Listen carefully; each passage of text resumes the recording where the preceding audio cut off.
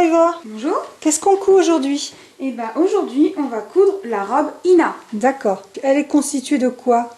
Alors elle est constituée d'un devant et d'un dos. Elle est fermée par des petits liens à l'encolure, un petit lien en queue de rat. Et il y aura du biais. Donc comme c'est bicolore, là on a choisi de mettre le grège devant. On peut faire ce qu'on veut. On peut mettre le rose devant. Bon, là c'est grège rose, il y a d'autres combinaisons.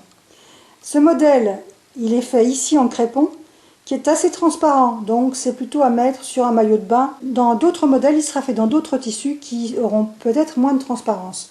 Dans un premier temps, on a surfilé les 4 côtés.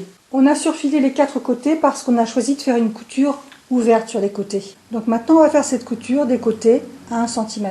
Pour la couture de côté, il faudra qu'on fasse attention à une chose, c'est que, et vous le verrez avec l'écran, il y a un demi-centimètre de plus devant, entre les deux crans, parce qu'il y a un petit peu d'embut pour placer la poitrine. Entre les deux crans de devant, il y a 7,5 et les deux crans du dos, il y a 7. Il faudra bien mettre des épingles à ces crans et puis froncer très très légèrement pour l'embut. C'est un petit modèle très simple et dans ce tissu crépon seersucker, il n'y a pas de sens. Donc là, on a fait nos coutures côté à 1 cm et puis on a repassé en ouvrant la couture.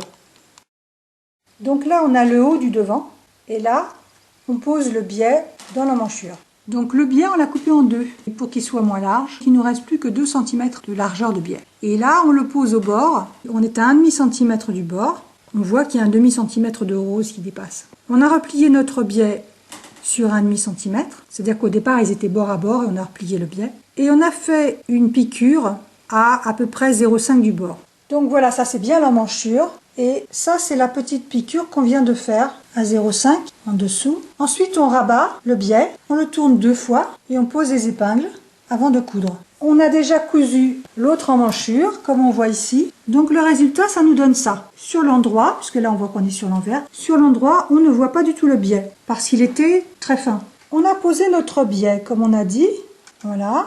Maintenant, on prépare l'ourlet du haut qui va avoir la coulisse. Donc vous avez retourné de combien? De 0,5. De 0,5 et après, ouais, on a plié de 2. On a 2,5. Donc on a rentré d'un demi et on va piquer où? Donc on va piquer nervure. Ici la nervure c'est juste bord et là c'est à 0,5. À 0,5 du bord, d'accord. Ce qui fait que ça devrait nous laisser à peu près 1 cm au milieu. Donc là on est sur l'envers. On a fait la nervure au bord et la surpiqûre à 0,5 du bord. Ce qui donne ici sur l'endroit. On va faire la même chose sur le dos. Donc là, ça y est, on a fait les deux côtés, le devant et le dos. On va s'attaquer à l'ourlet du bas. Pour le bas de la robe Ina, donc on a fait un ourlet en retournant de 1 cm, puis de 1,5. On pose les épingles. Si on veut, on bâtit. Sinon, on fait une surpiqûre directement au bord. Même chose ici pour la version en polyester à pois. Et même chose pour le haut Ina, ici en broderie anglaise, qu'on a terminé par un ourlet, toujours de 1 cm plus 1,5 cm. Pour le haut Ina uni en coton, pour faire cette petite bande du haut, on va faire la bande dans le biais du même tissu. Et voilà le modèle terminé sur Zouzou qui est content. Donc ces bandes sont fournies dans le kit, mais il faut les préparer. On va voir comment. Quand on replie notre bande de biais, qui fait 3 cm, on la replie en deux et on repasse.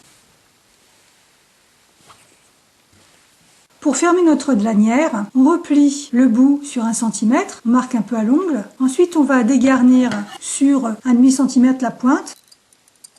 On va ensuite replier jusqu'à la moitié, jusqu'au trait qu'on a marqué au fer. Donc on marque un peu à l'ongle. Il ne faut pas aller plus loin que la moitié, plutôt 1 mm en moins. Et maintenant, on va marquer au fer de la même façon que ce qu'on a déjà fait. Quand vous formez la pointe, il ne faut pas que ça sorte comme ça. Il ne faut pas que ça sorte. On triche un peu quand on replie. Voilà, on descend un peu, pour que quand on replie, on soit sûr de ne pas sortir. Et là, on peut écraser au fer. Attention à ne pas vous brûler. Voilà, petit à petit, moins de la moitié, pour que ce soit bien régulier. Voilà, c'est parfait. Quand on a donc repassé des deux côtés, on va ensuite replier.